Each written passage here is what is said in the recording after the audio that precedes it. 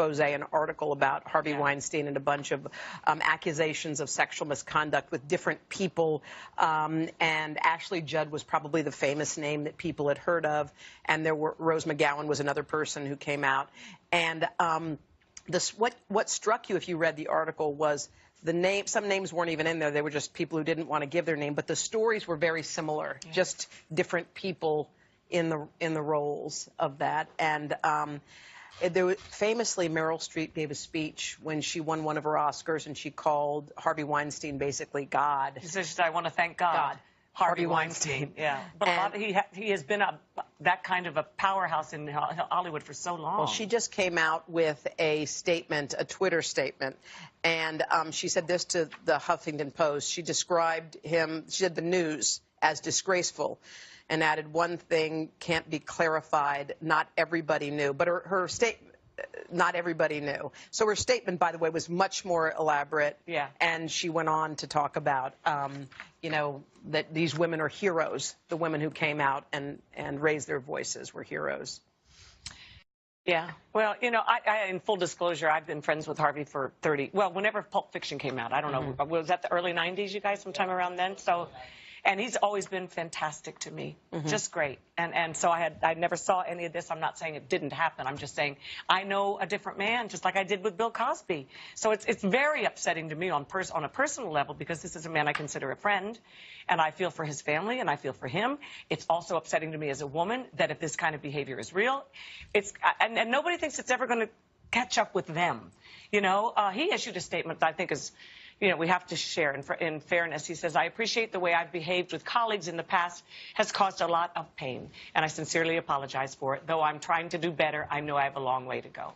Today, today there was a journalist who worked for Long Island 12. Her name was Lauren Sivan, and we haven't really seen anyone on television talking about the accusations. We've read some accounts and different things. So for the first time on Megyn Kelly's show, just before ours, she talked about an encounter she had with Weinstein. She said it was downstairs in one of her restaurants, and here's what she had to say. He blocked the entrance or exit for me and said, well, then just stand there and be quiet.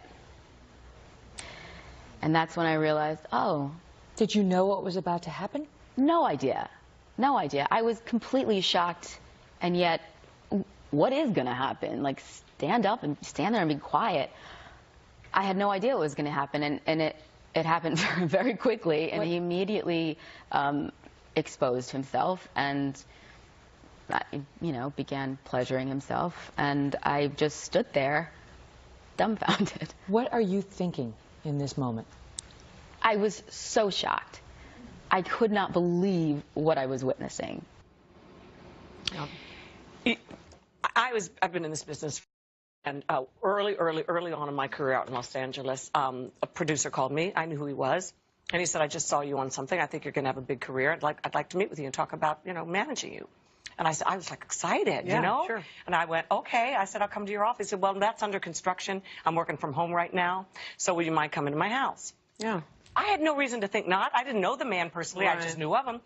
I get to the house, and the exact same thing happened to me. Exact same thing. And I learned from that boy. I felt grateful I got out of there without being raped. Yeah. You know, that's what you feel like. It's all right. It was just that. I can live through that. But you're so demeaned. You feel so dirty. You feel more than anything, you know what you feel? Stupid. I just thought, Kathy, you idiot. Never go to somebody's house. Now it can happen in somebody's office too, but I think I must have been 21 years old. So don't you, oh, by the way, we did reach out to Harvey Weinstein for those claims, Savant's claims. We didn't hear back.